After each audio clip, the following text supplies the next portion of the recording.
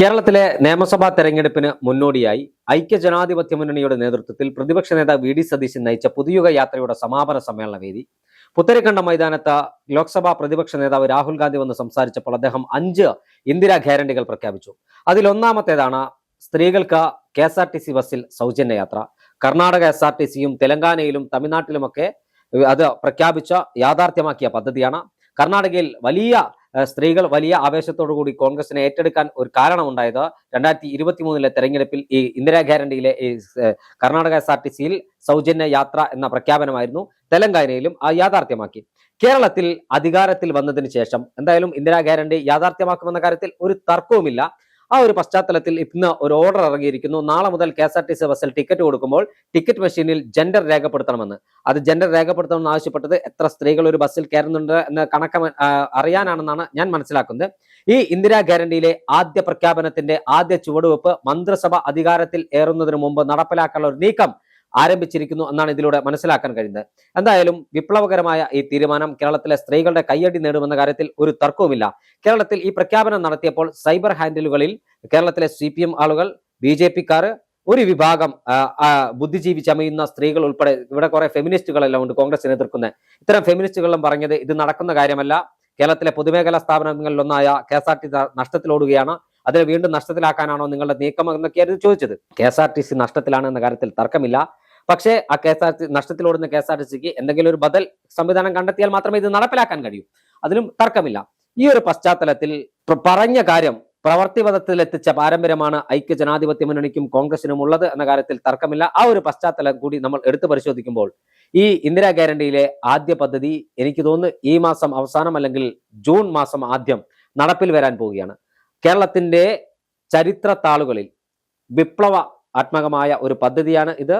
അല്ലെങ്കിൽ കേരളത്തിന്റെ ചരിത്രം 40 വർഷത്തിന് ശേഷം ഏതെങ്കിലും ഒരു ചരിത്രകാരൻ കേരളത്തിന്റെ ചരിത്രം എഴുതുകയാണെങ്കിൽ 2026 മുതൽ 2031 വരെയുള്ള 5 വർഷക്കാലം കേരളത്തിന്റെ ചരിത്രത്തിലെ തങ്കലിപികളാൽ രേഖപ്പെടുത്തിയ വർഷങ്ങളാണ് എന്ന് പറഞ്ഞു വെക്കും. അത് തങ്കലിപികളാൽ രേഖപ്പെടുത്തി വെക്കും എന്ന കാര്യത്തിൽ തർക്കമുണ്ടോ?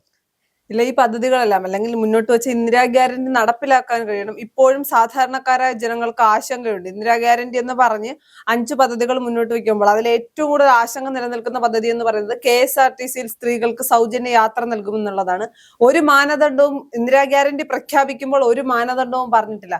അപ്പോൾ ഇതിന്റെ അകത്ത് മറ്റൊരു പ്രശ്നമുള്ളതെന്ന് വെച്ചാൽ എങ്ങനെയായിരിക്കും സൂപ്പർ ഫാസ്റ്റിലും ഫാസ്റ്റിലും ഉൾപ്പെടെയാണോ ഈ സൗജന്യ യാത്ര എന്നുള്ളൊരു ചോദ്യമുണ്ടല്ലോ. അത് ഓർഡിനറി ബസ്സിൽ മാത്രമാണോ എന്ന ചോദ്യത്തിന് പോലും ഉത്തരം കിട്ടിയിട്ടില്ല. അതുകൊണ്ട് തന്നെ സാധാരണക്കാരായ സ്ത്രീകൾ അത് എന്തായിരിക്കും അല്ലെങ്കിൽ ഇത് എങ്ങനെയായിരിക്കും നടപ്പാക്കുക എന്നൊരു ചോദ്യം സാധാരണക്കാരായ സ്ത്രീകളുടെ ഉള്ളിൽ അങ്ങനെ ഒരു ആശങ്ക ഉണ്ടാകും. ഈ പദ്ധതി എങ്ങനെയായിരിക്കും നടപ്പിലാകുക എന്നുള്ളത്.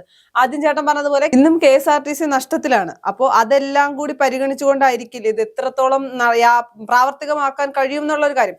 പിന്നെ മറുവശത്ത് ഐക്യജനാധിപത്യ മുന്നണി അഭിനന്ദിക്കേണ്ട ഒരു കാര്യം അല്ലെങ്കിൽ കോൺഗ്രസിനെ അഭിനന്ദിക്കേണ്ട ഒരു കാര്യം, മുഖ്യമന്ത്രി ആരാണെന്ന് കണ്ടെത്താൻ കഴിഞ്ഞില്ലെങ്കിലും അല്ലെങ്കിൽ മുഖ്യമന്ത്രി ചർച്ചകൾ നടക്കുമ്പോഴും ഇത്തരം പദ്ധതികളുമായി മുന്നോട്ട് പോകുന്നത് അംഗീകരിക്കുക അല്ലെങ്കിൽ അഭിനന്ദിക്കേണ്ട കാര്യം തന്നെയാണ്. അപ്പൊ ഈ പദ്ധതി എങ്ങനെയായിരിക്കും നടപ്പിലാകുക എന്നൊരു ചോദ്യമുണ്ട്. ഇപ്പൊ എത്ര സ്ത്രീകൾ KSRTCയിൽ കയറുന്നുണ്ട് എന്ന് അറിയാൻ വേണ്ടിയിട്ടായിരിക്കും ഈ ജെൻഡർ ടിക്കറ്റിലേക്ക് മാറ്റുന്നത്. അതിന് എങ്ങനെ നടപ്പിലാക്കും? കാര്യം പറയുന്ന അല്ലെങ്കിൽ ഈ ഇന്ദിരാ ഗ്യാരണ്ടി പ്രഖ്യാപിക്കുമ്പോൾ മാനദണ്ഡങ്ങൾ പറഞ്ഞിരുന്നില്ല. പക്ഷെ എനിക്കൊരു എതിരഭിപ്രായമുള്ളത്, ഇങ്ങനെ ഇന്ദിരാ ഗ്യാരണ്ടി പ്രഖ്യാപിക്കുമ്പോൾ എല്ലാ സ്ത്രീകൾക്കും ശമ്പളം വാങ്ങുന്ന ആളുകൾക്കൊന്നും സൗജന്യ യാത്ര കൊടുക്കേണ്ട വ്യക്തിപരമായ എന്റെ അഭിപ്രായം. കാര്യം സാധാരണക്കാരിയായ ഒരു സ്ത്രീ അല്ലെങ്കിൽ തൊഴിലുറപ്പിന് പോകുന്ന ഒരു സ്ത്രീയും ഗവൺമെന്റ് ജോലി ചെയ്യുന്ന ആൾക്കും ഒരേപോലെ KSRTCയിൽ സൗജന്യ യാത്ര കൊടുക്കേണ്ട ആവശ്യമുണ്ടോ എന്നൊരു ചോദ്യമുണ്ട്. അപ്പൊ അത്തരം കാര്യങ്ങളൊന്നും ഈ സ്ത്രീ വോട്ടർമാരെ സ്വാധീനിക്കുക എന്ന ലക്ഷ്യം കൂടി മുൻനിർത്തിയത് കൊണ്ടായിരിക്കണം അത്തരം മാനദണ്ഡങ്ങൾ വെക്കാതെ പോയത്. ഇതിപ്പോ പ്രാവർത്തികമാകും അല്ലെങ്കിൽ ഇപ്പൊ വീണ്ടും വിശ്വാസം സാധാരണക്കാരായ സ്ത്രീകൾക്ക് സൗജന്യ യാത്ര നൽകും എന്നുള്ള ഒരു വിശ്വാസം അതിന്റെ ആദ്യ പടിയായിട്ട് ഇതിനെ നമുക്ക് കണക്കാക്കുമ്പോൾ പോലും ഇത് എത്രത്തോളം പോസിബിൾ ആണ് എന്നൊരു ചോദ്യമുണ്ടല്ലോ. ഞാൻ ആദ്യം പറഞ്ഞതുപോലെ ഏത് ബസ്സിലൊക്കെ ആയിരിക്കും കിട്ടുക, മിനിമം പോയിന്റിലേക്ക് അല്ലെങ്കിൽ മിനിമം ചാർജ് ആയിരിക്കുമോ ഇല്ലാതാവുക, അങ്ങനെ ഒരുപാട് ചോദ്യങ്ങളുണ്ട്. അതൊക്കെ എനിക്കൊന്ന് മന്ത്രിസഭയിൽ വന്ന് യോഗങ്ങളൊക്കെ കൂടിയതിനു ശേഷമായിരിക്കും കൃത്യമായ ഒരു വിവരം നടക്കും. എന്തായാലും കേരളത്തിന് ആശ്വസിക്കാം, ഇന്ദിരാ ഗ്യാരണ്ടി നടപ്പിലാകുമെന്ന്. തീർച്ചയായും നമ്മൾ KSRTC കുറിച്ച് പറയുമ്പോൾ എല്ലാവരുടെ മനസ്സിലേക്ക് ഓടി വരുന്ന ഒരു സിനിമയാണ് ഓർഡിനറി എന്ന ബിജു മേനോൻ ഒരു KSRTC ബസ് ഡ്രൈവറും കുഞ്ചാക്കോ ബോബൻ KSRTC ബസ് കണ്ടക്ടറുമായിട്ട് തകർത്തഭിനയിച്ച തിയേറ്ററുകളെ ഉത്സവപ്പറമ്പാക്കിയ ഒരു ചിത്രമാണ്, പൂരപ്പറമ്പാക്കിയ ഒരു ചിത്രമാണ് ഓർഡിനറി. അതിലെ ഒരു ബസ്സാണ് ആ സിനിമയുടെ ഒരു ഇതിവൃത്തമായി.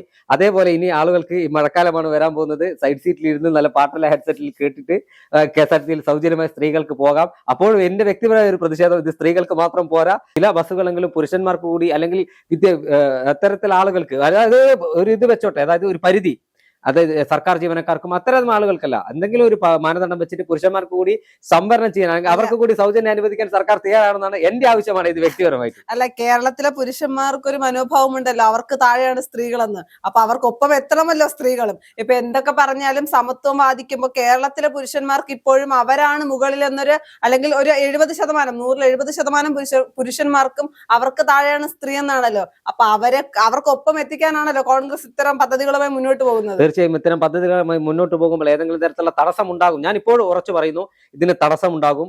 KSRTCയിലെ യൂണിയനുകൾ ഉൾപ്പെടെ ഇതിന് തടസ്സമായി മുന്നോട്ട് വരുമെന്ന കാര്യത്തിലൊന്നും ഒരു തർക്കവുമില്ല. എല്ലാ തടസ്സങ്ങളെയും പ്രതിബന്ധങ്ങളെയും തരണം ചെയ്ത് കേരളത്തിൽ KSRTCയിൽ സ്ത്രീകൾക്ക് സൗജന്യ യാത്ര പ്രഖ്യാപിച്ച വിപ്ലവകരമായ പദ്ധതി യാഥാർത്ഥ്യമാക്കാൻ, അധികാരത്തിലേറി എത്രയും പെട്ടെന്ന് യാഥാർത്ഥ്യമാക്കാനാണ് ഐക്യജനാധിപത്യ മുന്നണി സർക്കാർ ശ്രമിക്കുക.